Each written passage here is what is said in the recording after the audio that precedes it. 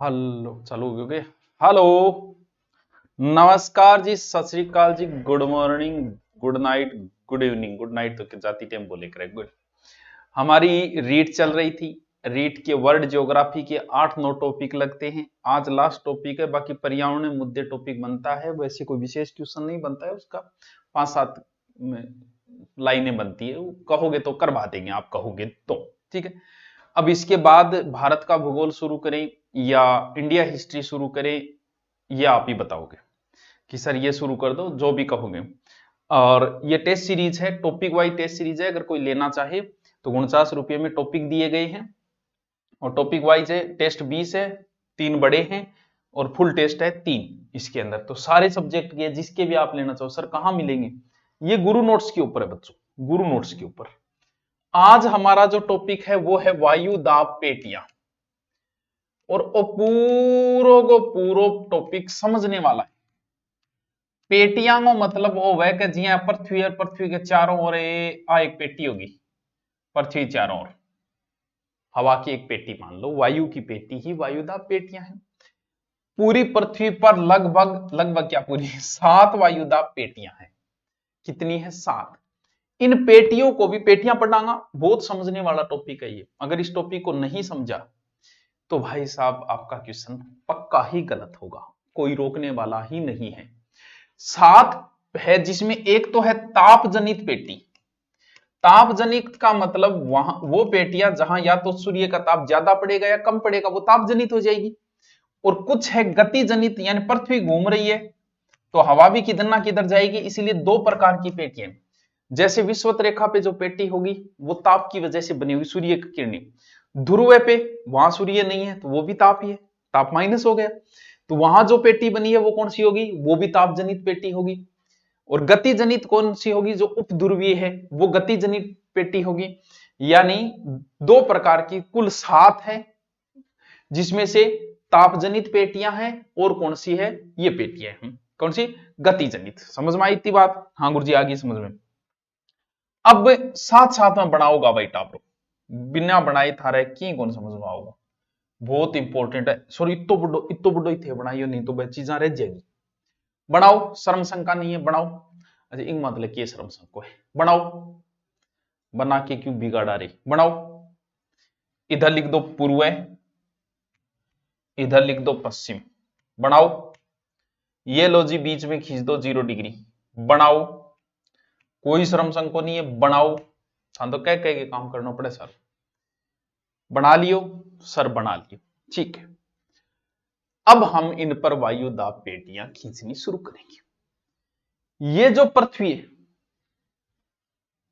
यहां 0 से इधर 5 और यहां 0 से 5। यहां सूर्य की किरणें सीधी पड़ती है, हवा है ही नहीं। कहां है हवा? कहां से होगी भाई? जब सूर्य की किरणें इतनी भयंकर पड़ती है कि हवा गर्म होके गई ऊपर, बस 0 से 5, 0 से 5 ऊपर गई हवा, कुछ नहीं बचा। ये 0 डिग्री हवा गई, कहां गई? ऊपर जाएगी बस। और यहां एकदम जहां हवा नहीं है वो तो निर्वात है, वो शांत है। सारी हवा का ही खेल है। पेट के अंदर हवा है तो भी आप शांत नहीं रह पाओगे। हवा निकली, आप शांति की ओर चले जाएंगे कि वाह आनंद आ गया भाई साहब। तो यहां से तो हवा गई, ये तो एकदम शांत क्षेत्र है, कोई आवाज नहीं, कोई शोर शराबा नहीं। इसीलिए इस पेटी का नाम है शांत पेटी। तो बच्चों लिखते जाना, हे रीट के मास्टरों लिखते जाना। ये जो 8 क्वेश्चन आपको बहुत आगे ले जाएंगे। जो सबको आते हैं वो तो है इंपॉर्टेंट, वो तो गलत होने ही नहीं चाहिए। लेकिन जिन क्वेश्चनों में आप 2 के ऊपर आ जाते हो ना, 2 ऑप्शन, वो सबसे ज्यादा जरूरी है। इसलिए कहते हैं कि कंपटीशन में हमेशा ही लक काम करता है। लक कहां काम करेगा? जैसे 60 क्वेश्चन, 100 में से 60 आ रहे हैं, सबको आ रहे हैं, एवरेज 60 क्वेश्चन आप भी आराम से पहुंच जाओगे। 60 के बाद में कम से कम 20 क्वेश्चन ऐसे होंगे जिनमें आप 2 ऑप्शनों पे आ गए। यहां जो तुक्के में अगर सही हो गए तो आप अंदर हो। और इन तुक्कों में, ये तो सबको ही आते हैं, तो कर ही दोगे, ये तो सीधे सीधे क्वेश्चन है। ये जो दो ऑप्शन वाले जो है ना, ये अगर आपके सही बैठ गई तो आपका सिलेक्शन है। अगर इनमें आपका लक काम नहीं, इसलिए रिस्क तो खेलना ही पड़ेगा। भी आप कोई विशेष ही कैटेगरी से आ जाते हो जैसे एक्स आर्मी विडो, तो मैं कह नहीं सकता। बाकी आपको रिस्क खेलना पड़ेगा उन 20 क्वेश्चन के ऊपर। तो ये तो शांत पेटी है। ड्रम को नहीं होगी, ड्रम ड्रम के अंदर हवा को नहीं है, शांत है। इंग वास्ते इंग दूसरो नाम है मेरा डोल पिया लटक रहे, डोल ड्रम, यानी ये शांत पेटी या डोल ड्रम। कहां? भूमध्य रेखा पर उत्तर में 5 और दक्षिण में 5 के बीच में बहुत ही शांत पेटी है डोल ड्रम पेटी। इतनी बात पल्ले पड़ी, सर पड़ी। अब जो यहां से हवा उठी तो फिर कहां गई? बात तो सही है, मुर्शद हमारे साथ, तो मुर्शद कहां गया? ये जो हवा उठी है तो कहां गई होगी भाई? ये पृथ्वी को इस तरीके से मैंने बना रखा है कि इया कौन गई, ठीक है, इया थोड़ी जाएगी। यहां की हवा उठी, उठ के ऊपर गई, ऊपर जाने के बाद में ठंडी हुई, ठंडी होता ही बोले यार बट ऊपर के ग्राफ अच्छा नीचे चला, क्योंकि यहां से तो गर्म होकर लोगों ने निकाल दिया, यहां से गर्म हुई सूर्य की, यहां से तो गई, और ऊपर जाने के बाद में बोल पाछी नीचे उतर जाओ। इस तरीके से पृथ्वी के दोनों साइडों में वो नीचे उतरेगी। देखो यहां से जो उठी हवा वो पृथ्वी के दोनों साइड में नीचे उतरेगी। कहां? एक तो उतरेगी यहां, सर ये क्या है, 30 से 35 अक्षांश, कौन से? उत्तरी अक्षांश, ठीक है। और वैसे ही दक्षिण में 30 से 35 दक्षिणी अक्षांश, समझते जाना और साथ साथ में बनाते जाना। 30 से 35 अक्षांश, इन अक्षांशों पे ये हवा वापस नीचे आएगी। तो जब हवा नीचे आई है तो हवा का ही तो दाब है, वायु का प्रेशर, वायु दाब क्या है? हवा का दाब है। तो यहां उच्च वायु दाब की पेटी बनेगी, उच्च वायु दाब पेटी। सर वो कोई नाम थोड़ी है, नाम दूसरो देंगा, उच्च वायु दाब पेटी, साथ साथ में लिखते जाना। लेकिन इनको नाम दिया, ये क्षेत्र उपोष्ण क्षेत्र है, उष्ण और शीतोष्ण के बीच का क्षेत्र होता है उपोष्ण, ये बीच वाला क्षेत्र है। उष्ण है, ऊपर शीतोष्ण है, बीच उपोष्ण, जैसे भारत की जलवायु उपोष्ण है, ना गर्मी ना सर्दी, तो ये उपोष्ण है, इसलिए इसका नाम है उपोष्ण उच्च वायुदाब पेटी। उपोष्ण उच्च वायुदाब पेटी, दोनों बनेगी, उत्तरी में बनेगी, दक्षिण में बनेगी। क्या बात है सर, क्या बात है, मजा आ गया। बताओ समझ में आया कि नहीं आया? नहीं आया तो क्या क्या नहीं आया, अगर आया तो फिर क्या क्या आया? अभी तक मैंने कुछ बताया ही नहीं। यहां सूर्य का ताप गिरा, ताप बढ़ाते ही हवा ऊपर गई, गर्म होके ऊपर गई, तो बोले पाछी नीचे चलो, पाछी नीचे आ गई, दोनों साइड आम गठे 30 और 35 नीचे आ गई। ठीक, पृथ्वी जब घूम रही है तो यहां से पृथ्वी ऊपर से ऐसे मुड़ी हुई है, आपने देखी ग्लोब, यहां जो मुड़ा हुआ पार्ट है वो लगभग 60 से 65 के बीच है। यहां कितना? 60 से 65 के बीच। यहां भी ढंग से समझ लेना इसको, यहां भी 60 से 65 के बीच है। यहां से वो जब ऐसे घूमी और यहां से जो मुड़ा हुआ था तो वहां की हवा को बाहर फेंक दिया उसने। गति पृथ्वी की घूमने की वजह से यहां वाली हवा बाहर फेंक दी।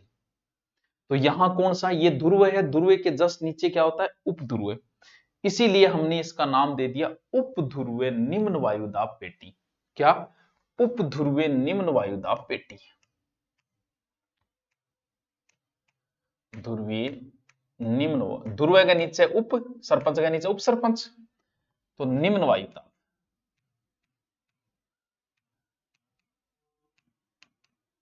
ठीक है, निम्न वायुदाब पेटी।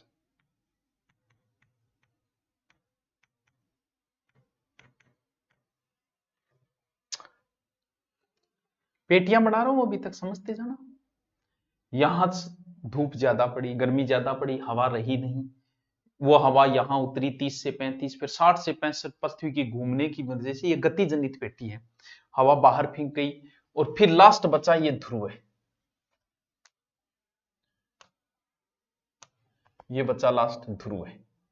ठीक है, 80 से 90, यहां भी बचा ध्रुव है 80 से 90। 80 से 90 लिखना चाहो तो लिख दो, 85 से 90 लिख दो, 80 से 85 लिख दो, कोई फर्क नहीं पड़ेगा। यहां सबको पता है बर्फ जमी हुई है, सारी हवा नीचे ही है, तो नीचे ही है तो फिर क्या होगा? वायुदाब क्या होगा? उच्च होगा। तो ये हो गया ध्रुवीय उच्च वायुदाब पेटी, ध्रुवीय उच्च वायुदाब पेटी। ये हो गई ध्रुवीय उच्च वायुदाब पेटी।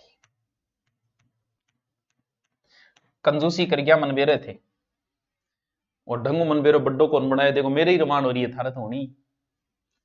अब बताओ इतनी बात समझ में आएगी, इतनी कोनी है और आ गए इतनों काम कौन चाले।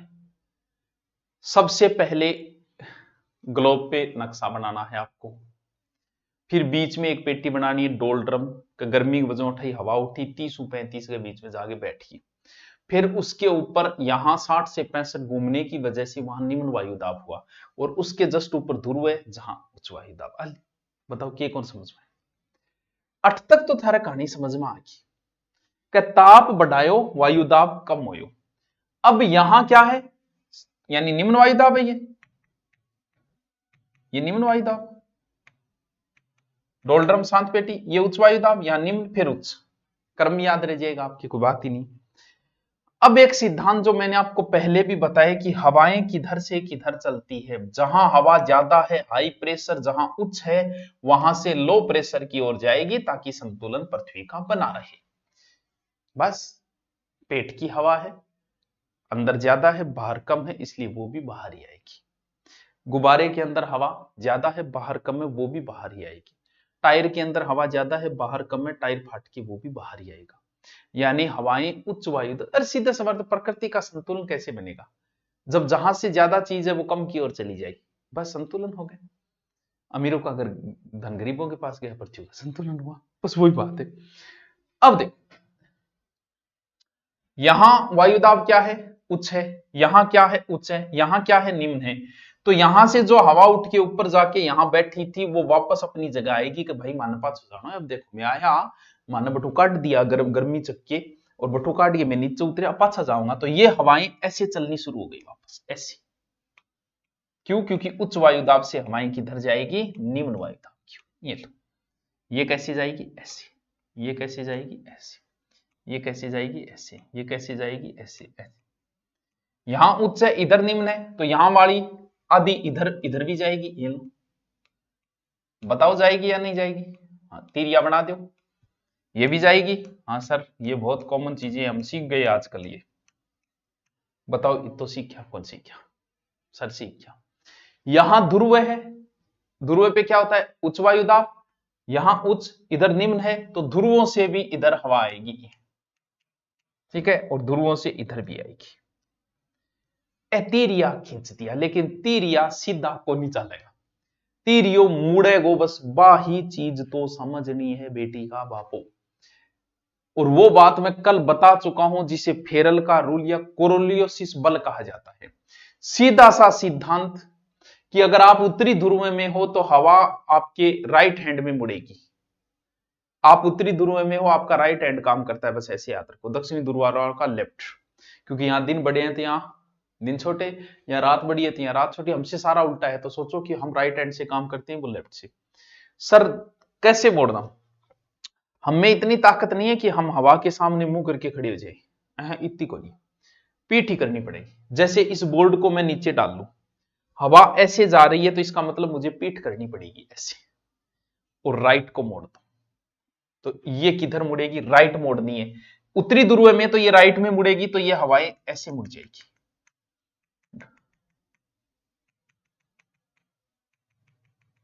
ये मुड़ गई, ये इधर जा रही है, ये दक्षिणी ध्रुव में है तो ये लेफ्ट में मुड़ेगी, यानी ऐसे, इसको उल्टा मोड़ दो ऐसे। अब तो थे बता दोगा नहीं, पीठ करना है दक्षिणी ध्रुव में अगर आप खड़े हो तो लेफ्ट की तरफ मोड़ना है, और उत्तरी ध्रुव में खड़े हो तो राइट की तरफ मोड़ना है, बस ऊपर लोअर कर दिया, फिर दो पीठ करो, उत्तरी ध्रुव है राइट में मोड़ दो, कलर चेंज कर लियो, थे भी मोड़ दो, बाकी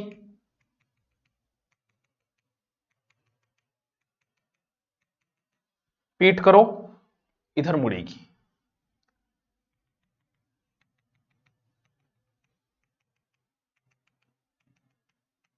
ठीक है।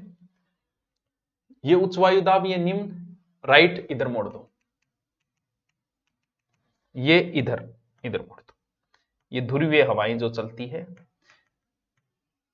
अब इनसे संबंधित प्रश्न कैसे पूछा जाएगा, ये जो हवाएं हैं इधर कौन सी दिशा है, पश्चिम, ये पश्चिमी दिशा से इधर जा रही है, ये भी पश्चिमी दिशा से इधर जा रही है, इसीलिए इन्हें पछुआ पवने कहा जाता है। पछुआ पवने पश्चिम दिशा से आने, जैसे हमारे यहाँ पूर्व से आती है, हम पूर्वी बोला, तो वैसे ही ये क्या हो गई, पछुआ। यहां भी क्या हो गई, पछुआ। तो आपसे क्या पूछेगा कि उत्तरी ध्रुव में पछुआ पवनों की दिशा क्या होती है, बस बटगोड़ों की। अब आप नहीं रट सकते, क्योंकि इतनी पेटियों की दिशाएं आप नहीं रट सकते। अब आपको दिमाग में ये चित्र पूरा लाना होगा।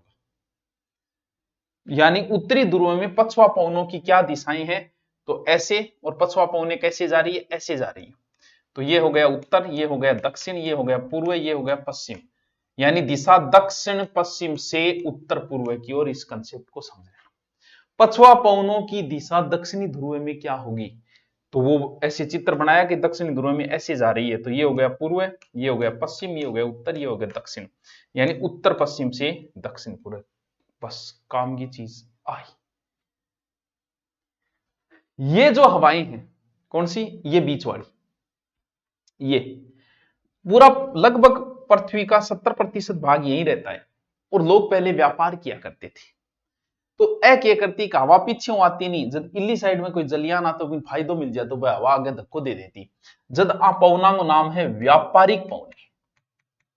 व्यापारिक पवने, ये कौन सी हो गई, व्यापारिक पवने।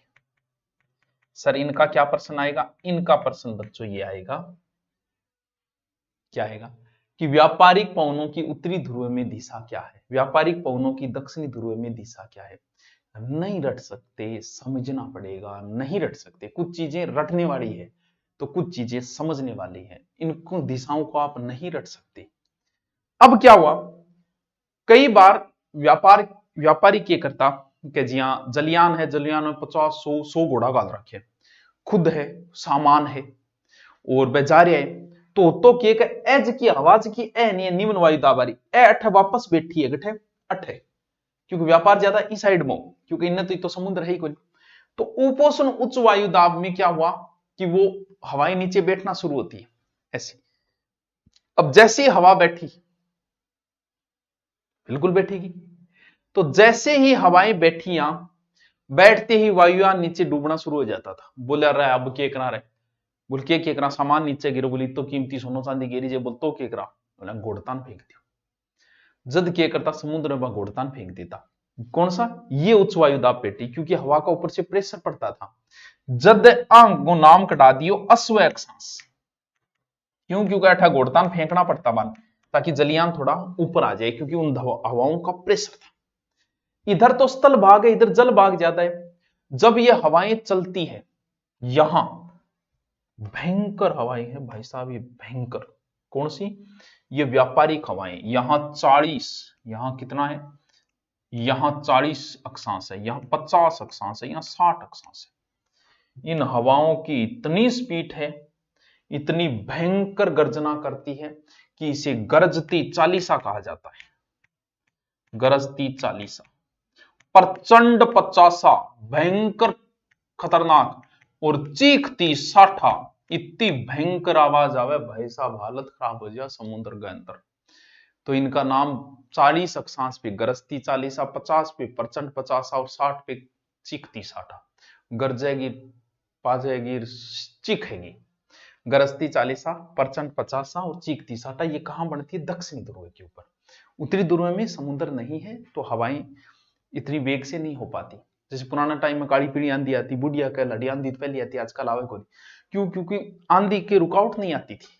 अरे यार 100 कोस तक गांव नहीं होते थे, गांव आती आंधी को रुकावट आ गई, स्पीड कम हो गई उसकी, पहले तो थी नहीं, चाल है आंधी। तो वायु दाब किससे नापा जाता है, बैरोमीटर से। पुरानी थारी फिल्मा देखेड़ी, एक प्रश्न पूछू था, उत्तर बताइए।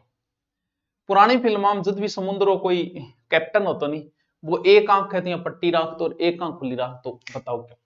कई फिल्मों में आपने देखा होगा। 200 मीटर यानी लगभग 600 फुट पर 3.4 मिली बार, मिली बार में लिखा जाएगा, मिली बार जो है वो घट जाता है वायुदाब, ठीक है। बस कोरियोलिस बल आपको बता ही दिया, high pressure to low pressure बता दिया। ये वायुदाब पेटियां और इनकी दिशाओं से संबंधित क्वेश्चन आते हैं, इनको बढ़िया से बना लेना, और आप कहोगे तो मैं इसके नोट्स भी डाल दूंगा। बाकी आपको बता दिया, इसमें विशेष नहीं है, आप पढ़ोगे तो सब समझ में आ जाएगा। तो दिशाओं को रटना नहीं है। अब बताना कि भूगोल शुरू करनी है हिस्ट्री, वो कमेंट करके आप बताना। Okay, thank you.